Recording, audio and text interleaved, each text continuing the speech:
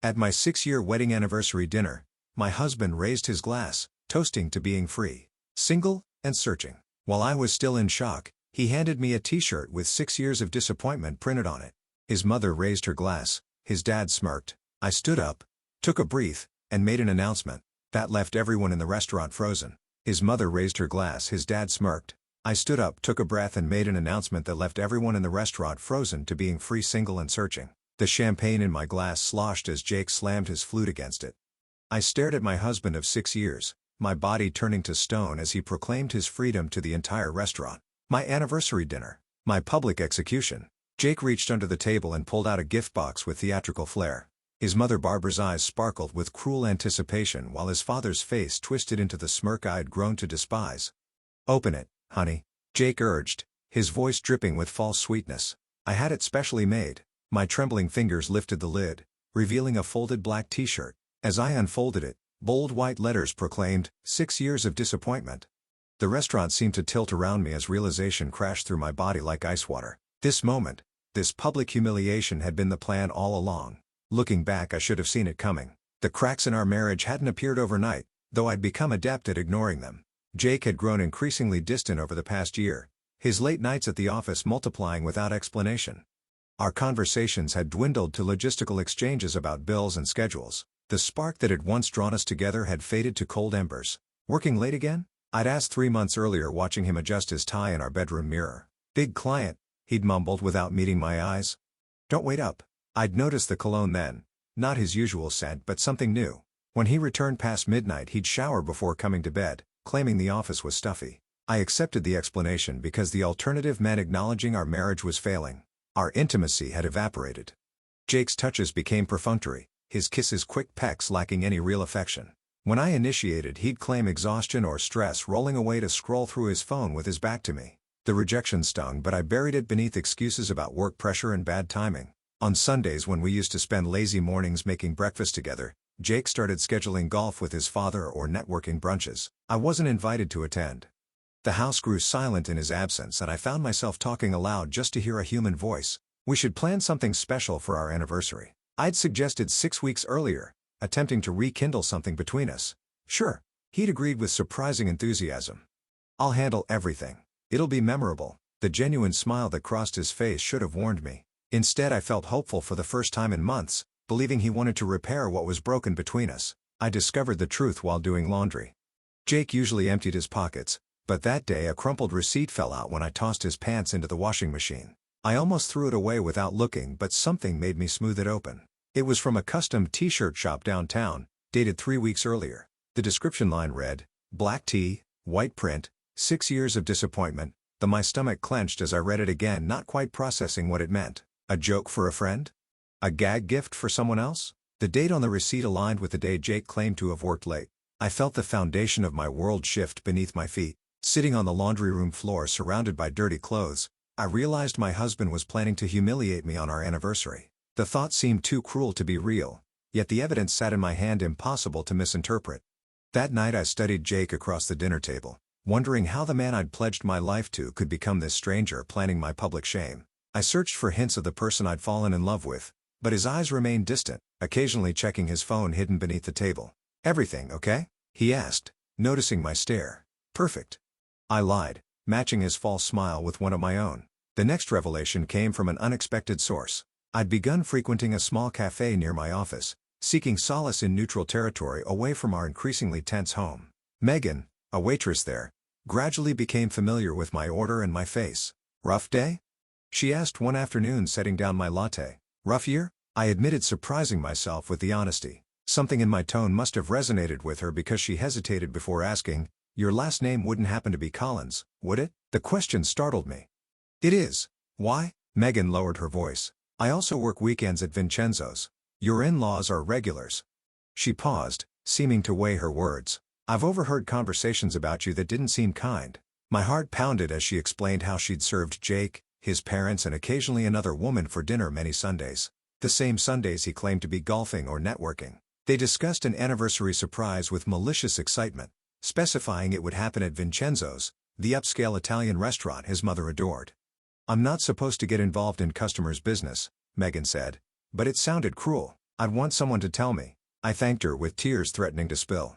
As she turned to leave, I asked, "The woman with them, can you describe her?" "Blonde, mid-30s. Designer clothes. She's never there when your husband is only with your in-laws." Megan hesitated. "They call her Diane." "Diane." "My mother-in-law's personal assistant." The pieces began aligning in a horrifying picture. Instead of confronting Jake, I decided to investigate. Something inside me had hardened. A protective shell forming around the wounded parts of my heart. I deserved to know the full extent of his betrayal before deciding my next steps. I began by checking our credit card statements, finding regular charges at hotels on nights Jake claimed to work late. There were jewelry purchases I'd never received and dinners at restaurants I'd never visited. The paper trail of deceit stretched back further than I'd imagined. One afternoon while Jake was at work, I searched his home office. Hidden in the back of his desk drawer, I found a burner phone containing hundreds of text messages between him and someone saved simply as D. The exchanges were intimate and detailed, including plans for their future together once the anniversary was handled. They discussed me in clinical terms like a problem to be solved. Jake complained about my cooking, my appearance, even my devotion to him, twisting my loyalty into something pathetic. Reading their conversation felt like being stabbed repeatedly, each message another wound to my already bleeding heart. But beneath the pain, anger sparked. Who was he to judge me? Who were they to plan my humiliation as entertainment? I photographed everything, documenting each betrayal meticulously. Whatever happened next, I wouldn't face it unarmed. "Do you have any questions about the process?" the divorce attorney asked, sliding a folder of paperwork across her desk. I'd made the appointment impulsively after discovering the burner phone, needing to understand my options. Attorney Sarah Reeves had come recommended as someone who handled high-conflict divorces with discretion. "What about financial protection?" I asked, thinking of our joint accounts. "If I wanted to secure assets before filing?" "Legally, you're entitled to your fair share," she explained. "I'd recommend documenting everything now and moving your portion to separate accounts before any confrontation occurs. It's not hiding assets, it's protecting what's rightfully yours." The meeting lasted an hour, during which I outlined the evidence I'd gathered. Sarah listened without judgment, taking careful notes. "It sounds like your husband and his family are planning something particularly vindictive," she observed. Given that, I'd suggest being strategic rather than reactive. As she detailed potential approaches, something settled inside me, a cold, clear determination replacing the chaotic hurt. This wasn't just about ending a marriage, it was about reclaiming my dignity from people who planned to strip it away for their amusement. When I left her office clutching a folder of legal options, I felt different. Heartbroken, yes, but also resolute. The woman who'd entered that office had been desperate and wounded. The one who walked out was beginning to sketch the outline of a counterattack. Jake had no idea what was coming. Neither did I. Not yet. But I knew with absolute certainty that his toast to freedom would not go as planned. My newfound determination pushed me forward like a woman possessed. With legal advice fresh in my mind, I decided to follow the money before Jake suspected anything. Our checking account showed normal activity, but when I dug deeper into our joint investment portfolio, alarm bells started ringing. Over the past 3 months, Jake had systematically transferred small amounts, not enough to trigger notifications but substantial in total, to a separate account I had no access to. "That's odd," I whispered to myself, scrolling through the transaction history. A pattern emerged: $2,000 here, $1,500 there, always just below the notification threshold we'd set up. The transfers began exactly 4 months ago, right around the time Jake's behavior had shifted from merely distant to actively secretive. I called our financial advisor, pretending everything was normal. "Mark, quick question about those recent transfers from our joint portfolio. The ones to Jake's personal account? He mentioned you were saving for a big anniversary surprise." Mark sounded genuinely pleased for us. "Didn't want to spoil it by sending statements to your shared email." A chill spread through me. "Of course, just double-checking the numbers. How much has been moved in total?" The figure he quoted made my knees buckle. Nearly $80,000, almost half our liquid savings, had been systematically siphoned away. The anniversary surprise wasn't just a humiliating t-shirt. Jake was preparing to leave me financially vulnerable too. I thanked Mark casually and hung up before anger could seep into my voice. That same afternoon, I opened a separate account at a different bank and transferred my personal savings, money I'd inherited from my grandmother, out of our shared account. It wasn't much compared to what Jake had taken, but it gave me breathing room. The search for financial documents led me to the attic, a space I rarely entered. Jake had insisted on storing our important papers there in a filing cabinet he'd inherited from his father. The cabinet itself was a hulking metal monster, covered in a layer of dust that suggested Jake hadn't accessed it recently either. I found our mortgage papers and tax returns easily enough, but the bottom drawer contained something unexpected: a cardboard box labeled simply "Family." Inside were photo albums and newspaper clippings dating back 2 decades. Most featured Jake's parents at various social events, testimonials to their status in our small community. But tucked at the bottom was a smaller album with a tarnished leather cover. The photos inside showed a different family than the one I knew. Barbara smiling genuinely, Richard without his perpetual scowl, Jake is a teenager with braces, and beside him in almost every shot, another boy a few years older. I flipped the album over, finding names and dates written in faded ink. Jake and Michael, summer 1998. Michael. Jake had never mentioned a brother. Digging deeper into the box, I found a newspaper clipping with the headline, "Local student wins full scholarship to Princeton." The grainy photo showed a serious young man with Jake's jawline but different eyes. Kinder somehow. The article identified him as Michael Collins, son of Richard and Barbara, graduating valedictorian. Another clipping, dated 3 years later, mentioned rising financial star Michael Collins joining a prestigious firm in New York. Then nothing, as if he'd been erased from the family record. I sat back on my heels, dust motes dancing in the attic's dim light. 6 years of marriage and Jake had never once mentioned having a brother. What else had been hidden from me? "You didn't know about Michael?" Mrs. Porter's eyebrows shot up nearly to her hairline. Our neighbor was in her 70s and had lived next door to the Collins family for decades. If anyone knew their secrets, it would be her. I brought her a homemade pie as pretense for my questions, claiming I was putting together a family photo album for our anniversary. Jake mentioned a brother once but never elaborated. I lied smoothly. I thought it might be nice to include some childhood photos of them together. Mrs. Porter's living room smelled of lavender and old books. She set down her teacup with a clatter. "Well, I'm not one to gossip, but that family did that boy wrong. Michael was the smart one. Kind, too. Richard had his life all planned out. Ivy League education, then joined the family business. But Michael wanted to make his own path." According to Mrs. Porter, the final break came after Michael discovered questionable accounting in his father's business and threatened to report it unless changes were made. He was cut off completely. Name never spoken again in the family home. "And Jake?" I prompted. "Were they close?" "Thick as thieves growing up, but Jake always needed his parents' approval more than Michael did." She leaned forward, lowering her voice. "After Michael left, Richard and Barbara focused all their attention on shaping Jake. Told him what to study, where to work, even who to date." My stomach clenched. "Who to date?" Mrs. Porter patted my hands sympathetically. "They never thought anyone was good enough for their remaining son. When Jake brought you home, Barbara spent weeks telling everyone you were temporary. Even your wedding. Remember how they insisted on changing your colors from blue to burgundy? Barbara told my daughter it was because blue wasn't sophisticated enough for Collins' family photos. I remembered the color change, how I'd given in to keep the peace. How many other decisions had been influenced by the Collins family's manipulation? "They control everything in Jake's life," Mrs. Porter continued. "That fancy job? Richard pulled strings. Your house? Barbara found it. I've always wondered how much of your marriage was Jake's choice and how much was their orchestration." I left Mrs. Porter's with my mind spinning. Our entire relationship suddenly felt suspect, potentially just another checkbox in a life planned by Jake's controlling parents. The final piece fell into place 3 days later. I'd been monitoring Jake's emails. His password had remained our wedding date despite my suggestion to change it regularly. Most messages were work-related, but one exchange with his mother made my blood boil. "Everything's set for Saturday," Barbara had written. "Vincenzo's confirms our reservation for 7 p.m. Richard thinks the t-shirt is too much, but I disagree. That girl needs to understand she never belonged in this family." Jake's reply was brief. "T-shirt is fine. Dad will come around when he sees her face." My hands shook with rage. Not only had Barbara orchestrated my public humiliation, but she'd been the one to push for the t-shirt, and Jake had eagerly agreed. A follow-up email included a receipt from Barbara's credit card. Payment for the custom shirt I'd discovered earlier, plus a reservation deposit at Vincenzo's. She'd even specified a corner table for maximum visibility according to her note. I'd spent 6 years trying to please these people, believing their coldness was just their nature. Now I understood the truth. They had never intended to accept me. I wasn't just fighting a failing marriage. I was up against an entire family system designed to control and ultimately discard me. In that moment, the last of my tears dried up. In their place grew something harder, more resolute. If the Collins family wanted war, I would give them one. But I needed an ally, someone who understood their tactics from the inside. I needed to find Michael Collins. Finding Michael Collins proved easier than I expected. A simple LinkedIn search revealed he worked as a financial consultant in Boston, just 3 hours from our suburb.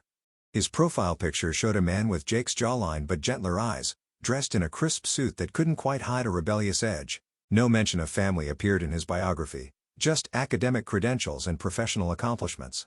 I sent him a message that evening, deliberately vague. "My name is Emma Collins. I'm married to Jake. There are things about your family I believe we should discuss. Would you be willing to meet? His response came the next morning, just 4 words. Cornerstone Cafe.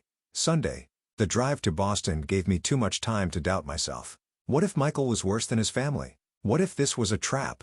By the time I pulled into the parking lot of the small cafe on the outskirts of the city, my hands were trembling. I spotted him immediately. Michael sat at a corner table angled to watch both the door and street, a posture that spoke of habitual vigilance. He stood when our eyes met, uncertainty flickering across his face. Up close, the resemblance to Jake was stronger yet somehow more distant, like looking at what Jake might have become in a kinder universe.